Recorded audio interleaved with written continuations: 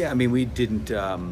We didn't obviously get off to a good start, but I give our guys a lot of credit for fighting their way back and getting it obviously manageable at the half. I think we were down 3. But we didn't get off to a great start, and not making any excuses for our guys. 4 games on the road. I think the drain of these guys pouring as much as they have into it.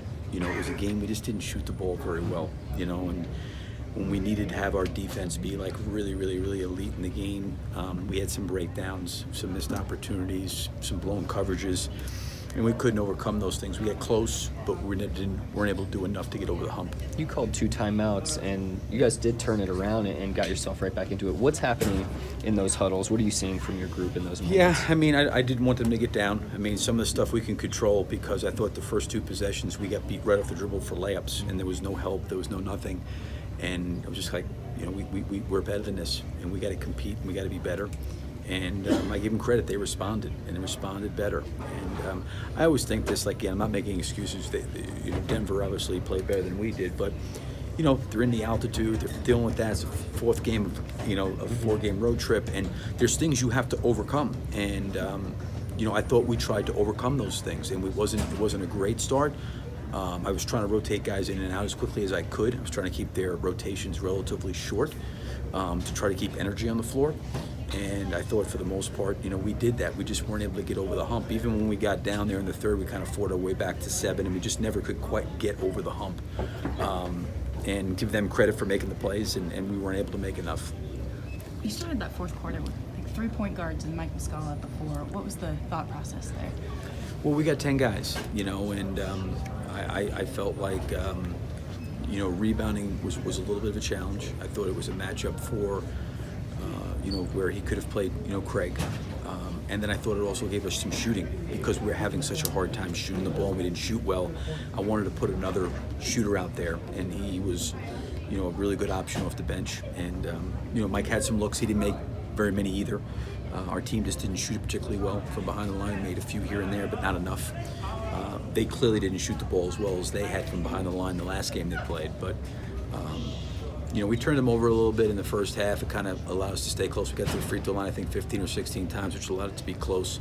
But we just didn't. We missed layups to start the game. We missed stuff at the basket. We missed wide open 3-point shots. And you're playing against a team like this. When you get those opportunities against a good defensive team, you want to be able to capitalize on some of them. Your turnovers were an issue in the game, and they capitalized off of them. What was maybe not quite there from a timing standpoint? Yeah, I mean, we did a good job in the first half. I think we had 6 to their 9, and the free throw line, like I said, was a difference. But I thought the other thing was, we had some, we had like timely things that happened where we paid the price on the other end, whether it was a turnover or,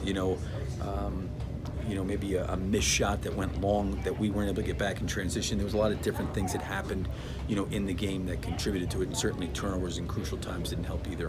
What was your second unit doing especially well to kind of pull you back into the game towards the end of that first quarter? Yeah, I think they saw the way the game was going. I think when you're sitting there on the bench and the game's not going well, when you're coming into the game, you got to try to bring some energy and some intensity, and they did, and it kind of gave us a little bit of momentum, and it got us kind of going a little bit. But it was just, like I said earlier, just trying to rotate different guys out there quickly. I didn't think it was the way I felt on the bench watching them play.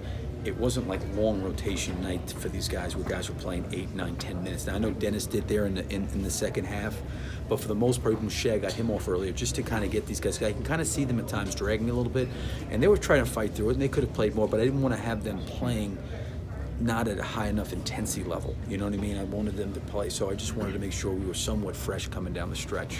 Chris passed Hakeem on the all-time steals list today for 8th.